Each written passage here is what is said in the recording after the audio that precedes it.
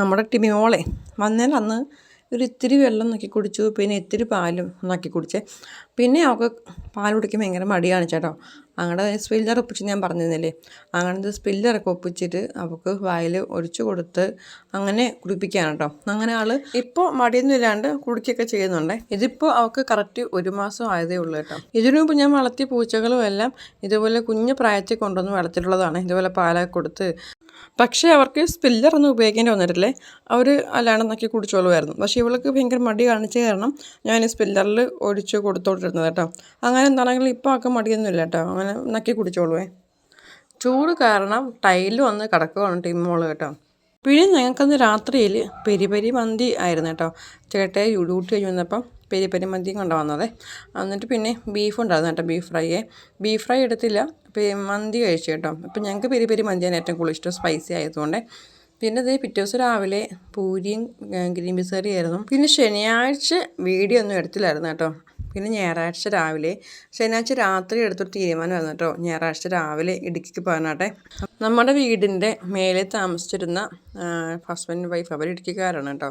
അപ്പോൾ അവരുടെ വീട്ടിൽ പോകാൻ വേണ്ടിയിട്ടാണ് ഞങ്ങൾ ഇടുക്കിയിൽ പോകാൻ വേണ്ടിയിട്ട് പ്ലാൻ ഉണ്ടാക്കുന്നത് കേട്ടോ. അപ്പോൾ അങ്ങനെ ഞങ്ങളിത് രാവിലെ കട്ടൻ കാപ്പി കുടിച്ചു. പിന്നെ ദോശയ്ക്ക് രാത്രിയിൽ ഓൾറെഡി അരച്ച് വെച്ചിട്ടുണ്ടായിരുന്നു. എന്നിട്ടതേ നേരത്തെ തന്നെ പാലൊക്കെ കാച്ചിയിട്ട് ടോമിക്കും ടിമിക്കും ഒക്കെ പാലൊക്കെ കൊടുത്തിട്ടോ. പിന്നെ ഓരോ കുപ്പി വെള്ളവും നിറച്ച് വെച്ചിട്ടുണ്ട്. അപ്പോൾ പിന്നെ ഇതേ ദോശയ്ക്ക് ചമ്മന്തിയായിരുന്നു കേട്ടോ. അപ്പോൾ രാവിലെ 8:30 വീട്ടിൽ നിന്ന് ഇറങ്ങാനാണ് പ്ലാൻ ചെയ്തേക്കുന്നത്. അപ്പോൾ ഇപ്പോൾ ഒരു 8 മണിയായി. അപ്പോൾ നമ്മളിത് ചായ കുടിച്ച് ദോശയും ചമ്മന്തിയൊക്കെ കഴിച്ചു കേട്ടോ. അമ്മൂസും അപ്പൂസും നല്ല ത്രില്ലിലാണ്. അവർക്ക് ഭയങ്കര ഹാപ്പിയാണ് അവർ ഇങ്ങനെ നമ്മൾ ലോങ് ട്രിപ്പ് യാത്ര പോകുന്നതിന് കേട്ടോ. ലോങ് ട്രിപ്പൊന്നല്ല, പുറത്ത് പോകണത് അവർക്ക് ഭയങ്കര ഇഷ്ടമാണ് കേട്ടോ.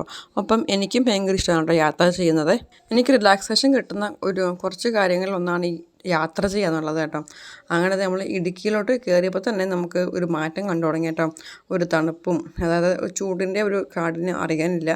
പിന്നെ മലനിരകളും ഒരു കാടും അങ്ങനെ വിജനമായ കുറച്ച് സ്ഥലങ്ങളും, പിന്നെ അങ്ങനെ ഒരു ഇടുക്കിയുടെ ഒരു മനോഹാരിത നമുക്ക് ഇടുക്കിയിൽ കയറിയപ്പോൾ തന്നെ നമുക്ക് കണ്ടു തുടങ്ങി കേട്ടോ.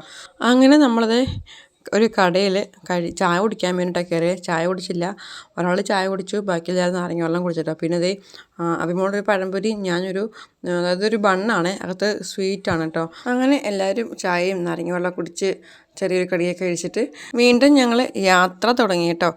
ഇനി കുറച്ച് ദൂരം കൂടെ ഉള്ളൂ അവരുടെ വീട്ടിലേക്ക് എത്താനായിട്ട് കേട്ടോ.